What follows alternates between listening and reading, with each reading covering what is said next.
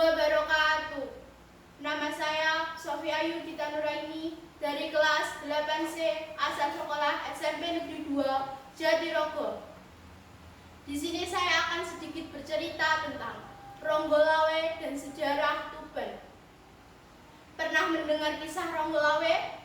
Ronggolawe adalah salah satu putra Arya Wiraraja, Bupati Sumeneb di Pulau Madura.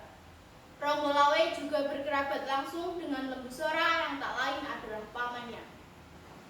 3 orang yang terikat jalinan keluarga ini mengabdi di Kerajaan Majapahit sejak era Raja pertama, yaitu Raden Wijaya atau Kertarajasa Jayawardhana yang berkuasa sejak tahun 1293 sampai 1309.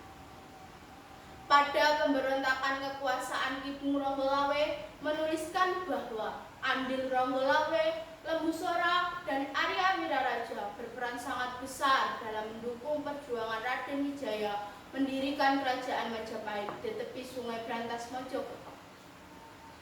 Tak lama setelah Majapahit berdiri, tepatnya tanggal 12 November 1293, Raden Wijaya menunjuk Ronggolawe sebagai Adipati Tuban, wilayah taklukan Majapahit di pesisir pantai utara.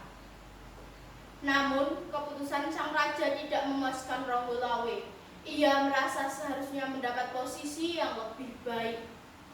Kekesalan Ronggolawe semakin memuncak lantaran Nambi diangkat sebagai Raklian Patih atau Perdana Menteri. Raklian Patih adalah jabatan paling tinggi dalam struktur pemerintahan Kerajaan Majapahit di bawah raja. Menurut Ronggolawe, jabatan Raklian Patih lebih pantas disandang oleh Lembu Sora yang tak lain adalah pamannya. Lembu Sora bagi Ronggolawe jauh lebih berjasa daripada Nambi dalam perjuangan mendirikan Kerajaan Majapahit.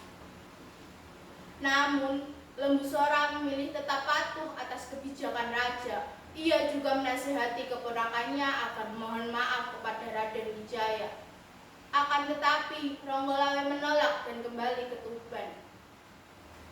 Gugurnya Ronggolawe sang Adipati Tuban. Ronggolawe memantik intrik di internal istana. Mulai terdengar desas-desus bahwa Ronggolawe hendak memberontak dan sedang mempersiapkan pasukan di Tuban untuk menyerang Majapahit. Hasutan juga terdengar di sekitar Raden Wijaya yang membuat sang raja terpaksa memerintahkan Nambi bersama Lembu Sora dan Kebo Anabrang menggalang pasukan Majapahit menuju Tuban untuk menghukum Ronggolawe. Ronggolawe yang mendengar kabar bahwa pasukan Majapahit sedang bergerak menuju Tuban pun segera mempersiapkan diri dan lantas diberangkatkan untuk menghalang. Perang antara pasukan Ronggolawe dan Majapahit terjadi di sekitar Sungai Tambak Beras Jombang. Singkat cerita, terjadilah duel 1 lawan 1 antara Ronggolawe dan Kebo Anabrang.